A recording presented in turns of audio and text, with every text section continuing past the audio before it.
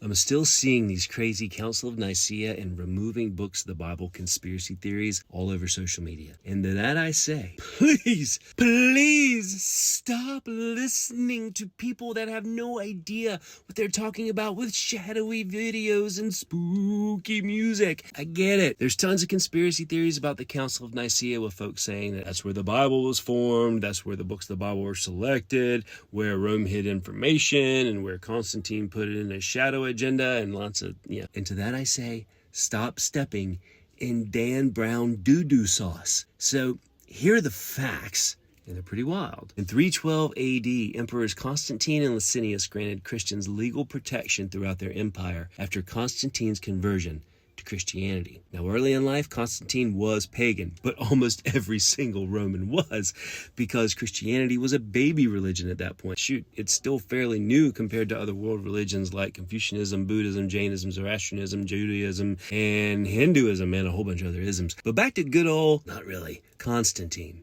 Yes, Constantine probably saw that Christianity offered means to power by centralizing worship under one God, one emperor, and all of that. But in the early 300s, there was already a mega threat to early Christianity's survival. An Alexandrian bishop named Arius questioned the divinity of Jesus because Jesus was born and died.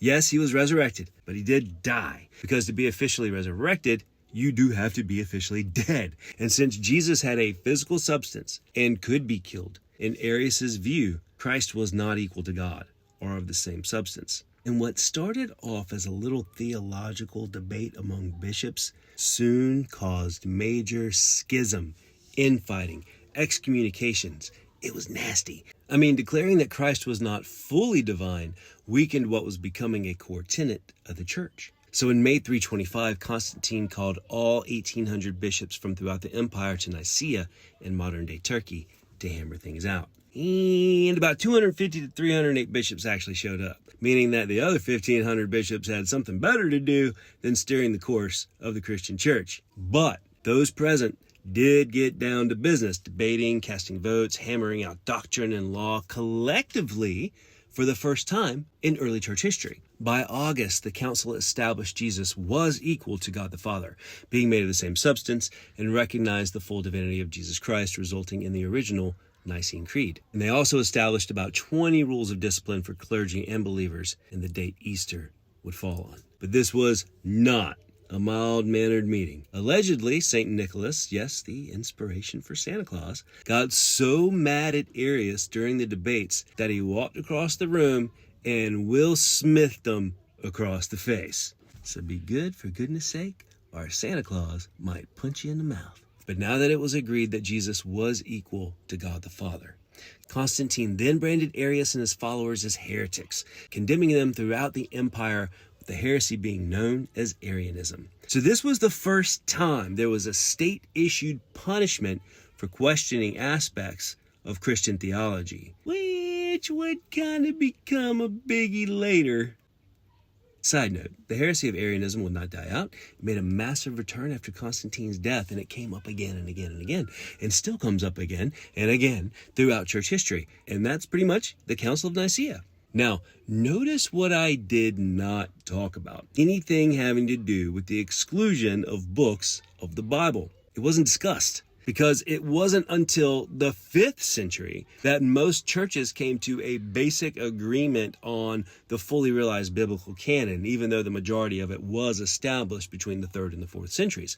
And let's clear something else up. Constantine did not declare Christianity as Rome's official religion, because that didn't happen until Emperor Theodosius decreed it on February 27th, 380, with Emperor Valentinian as witness. And the thing about Constantine pushing a shadow agenda, that's also untrue.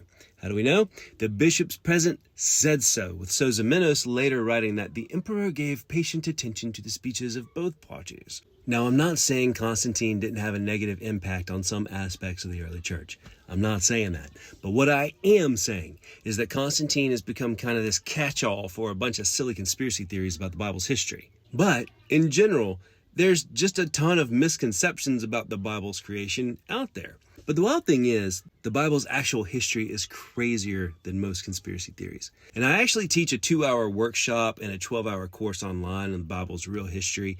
And we're currently in session, and I'd love to see you there. So if you're interested in joining us, please tap my face in the link is Dinkus. It's by pay whatever you want donation, with 100% of proceeds going to our overseas mission and charity work. Can't wait to see you in the workshop, because the real history of the Bible will blow your mind. God bless. See you soon.